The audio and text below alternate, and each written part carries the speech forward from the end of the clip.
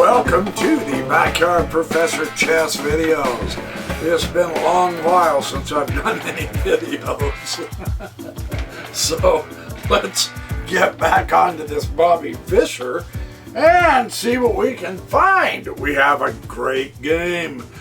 Shane's Wit versus Fischer. King's Indian defense.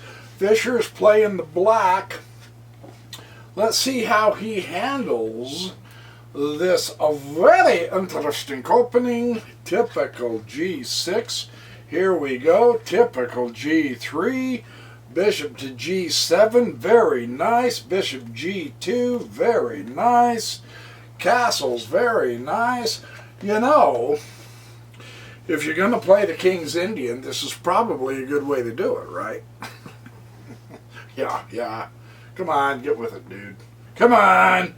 Okay, castles. So, they're both castling pronto immediately, yes. Now, Fischer starts getting serious. Can you imagine that? Getting serious. There's no way. Knight C3, E5. So, now Fischer is getting serious, right? D4, he's not going to give the center uncontested. Yes? Knight B to D7. E4. He's not going to leave the center uncontested. Did I say that before? Now I'm showing it some more. So, E will take D4. And the knight will take D4. So this is typical King's Indian, isn't it? Yeah. They're following book pretty good. And now all of a sudden, whoops. Sorry. Knight D4, and now Knight C5. So Fischer wants to get his knight into the game here. And Knight B3. Not the best move. Not the best move. Bishop E6. Fischer is going to begin to get pesky. The knight comes off, and the knight comes off, opens up the option for an exchange of queens. Now here's the question: would you swap queens?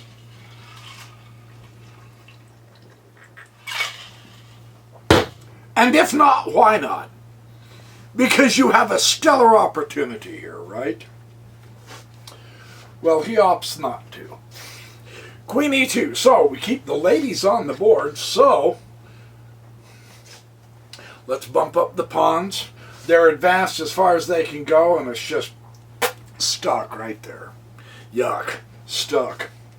In a way, now, Fischer's bishops are actually well placed. The pawns do not affect the sweep scope of the bishops toward this side of the board. So, weakness, maybe this one's the target, remember. In a doubled pawn, you blockade him and then attack that front pawn, but not really. Not really. So it's okay here. Rook will come to D1, tickle the queen, take the central open file. Right? Queen will come, ooh, so let's get active on the wing, Bobby. And he does. He says, okie dokie, let's give this a shot, see what happens. Bishop D2, a potential discovery on the queen. You'll want to watch this. Moving that knight could be dangerous for Bobby. The knight could attack something vital, and yet Bobby would have to respond by getting his queen out of danger. So always watch for these. This is a great tactic, a discovery attack against either the queen or a king. A discovered check is even strong. So just be aware that this has the potential.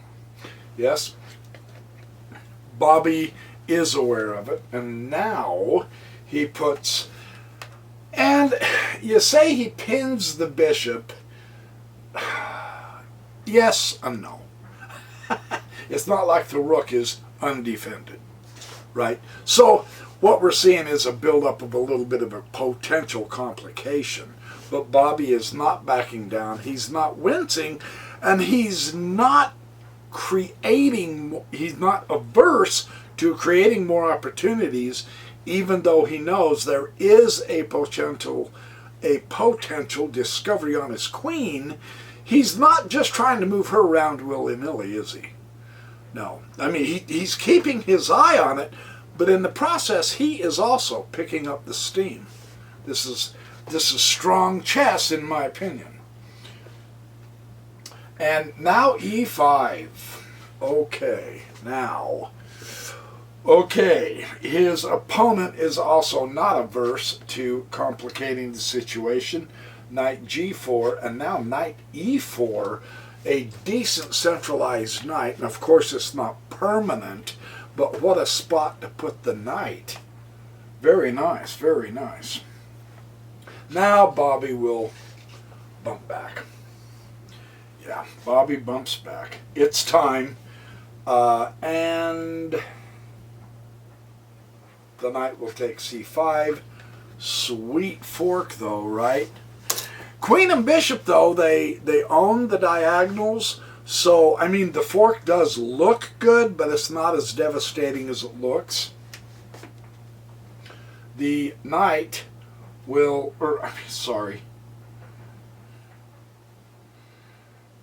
Queen a6, knight takes c5, and now the queen will take the c4. So, not as devastating of a knight fork as it looked superficially, right? So, and now the queen's come off. Queen takes c4, and bishop takes c4. Bobby's bishop is posted. It's not a permanent post. You got to kind of be careful. After you go through a series of exchanges, you kind of want to try to regroup, or at least get your pieces reconnected, which is basically the essence of regrouping also. Not necessarily going back together, but at least make sure everything, see, you're loose, you're getting wild here.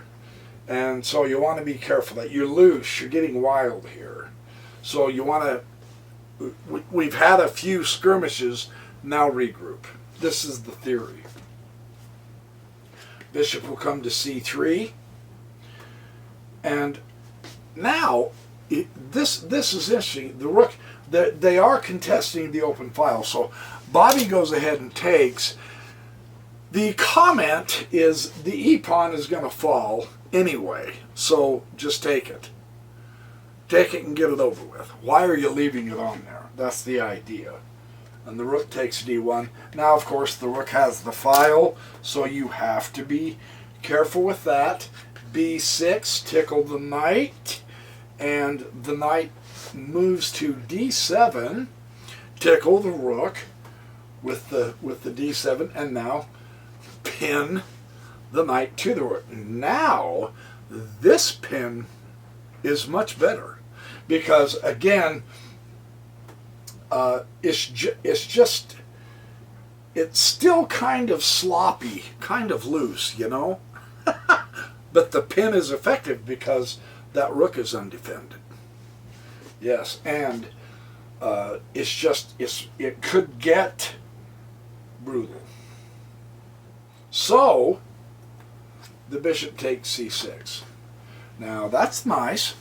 Kind of gives support here. Yes. The bishop will take a2. This somewhat prepares for the end game. We're beginning to approach it pretty quick. You can see that the pieces are just steadily coming off in the exchanges. So at the moment, the advantage is to Fischer on the pawn theme. This is a passed pawn, but there's no way it's going to get anywhere. That pawn is doomed. You can see that. So, essentially, Fischer is just trying to buy some endgame insurance by doing this just in case. Right? Not bad. Not a bad policy. rook will come to a1. Now see, he acquires a target too. He x-rays the bishop to the pawn. So this is interesting. And where are you? Bobby zips back. Now, interesting, just one move and everything's connected again except for this rook. He is not protected, but all of a sudden it's connected. And you notice Bobby now has the file. Now the rook takes a7, and that was the wrong move. Now black can simplify the game and get a draw. Yeah, there were other options besides taking that pawn.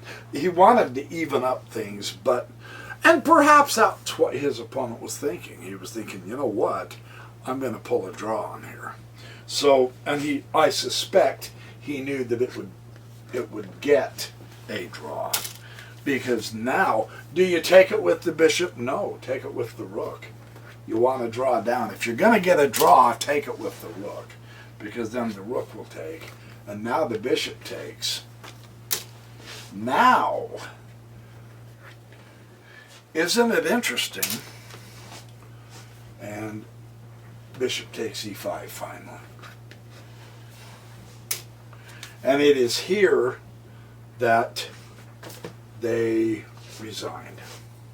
So, no, I did that wrong. Doggone it. Knight took the e5. I apologize. Knight took the e5 and the bishop took the knight there. And then the bishop took the bishop. There they resigned because bishops of opposite colors. And everything's even Steven. So, yeah, that's, boy, you know, you got to watch this idiot doing these videos. I'm telling you. So, another draw. Early in his career, he had more draws. And still, through the course of his tournaments, his draws were one of the lowest percentage in chess history up to that day. So we have seen a few draws, but they've been incredibly instructive on how to handle openings, middle games, and end games. So we are getting to the point, Fischer is gaining his experiences through so many tournaments, and he was extremely active in multiple tournaments. And we are going to begin seeing the ratio of draws drop off and wins and losses take over more, because Bobby is cutting his teeth here, and yet he is gaining strength and the will to win. So this is good stuff. Thank you for watching my Backyard Professor Chess videos. Have a great day. Be good, do well, have fun, sleep nice, dream well. And I will see you in the next Backyard Professor Chess videos.